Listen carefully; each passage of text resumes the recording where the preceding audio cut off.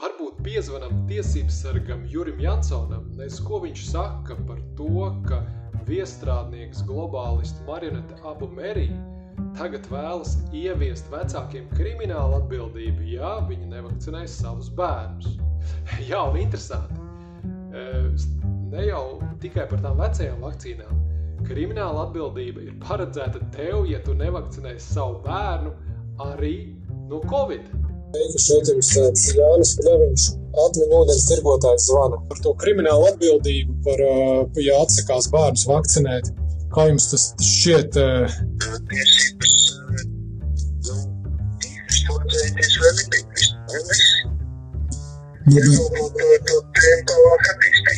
Bet Veselības ministrija jau attīsta, kur jāparakstās tagad noteikumu projekts. Jūs taču esat par to dzirdējis, ka var draudēt kriminālu atbildību. Tas ir pilnīgs muļķības. Prieks, ja jūs to dzirdējat. Bet tā ir katra paša cilvēka lēmums, katra paša cilvēka ziņā. Darīt to vai nedarīt. Cik cerīgi runā tas tiesības sargs, bet atcerēsimies Covid laiku. Pavasarī tiesības sargs teica, ka certifikāta atlaišana no darba ir diskriminācija, bet rudenī jau savas domas mainīja. Kāpēc jūs Covid laikā neatzināt to par diskrimināciju, kad aizliedz tur iet veikalos un tur dažādas preces varēja pirkt, dažādas nevarēja un tur strādāt neļauj? Jūs esat pilnīgi pārliecināts, ka es neiebildu pret to. Jā, jūs Tur nebija loģikas.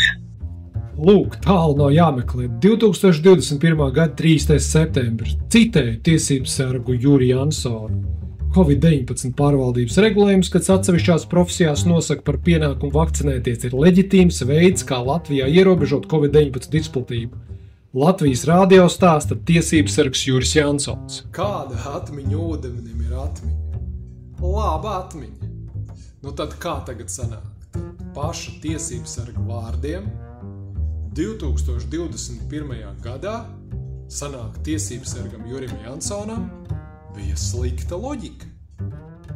Ļoti cerams, ka šoreiz tiesības sargs savas domas par to, ka vecākiem uzlikt kriminālu atbildību, ja atsakās vakcinēt savus bērnus, kā viņš teica, ka tās ir pilnīgas muļķības, cerams, ka viņš savas domas nemainīs. Bet paskatīsimies.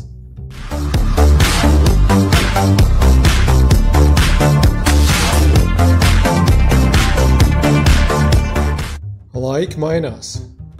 Ir pavisam cita sajūta, kad tu pats izlemi, ko dzert.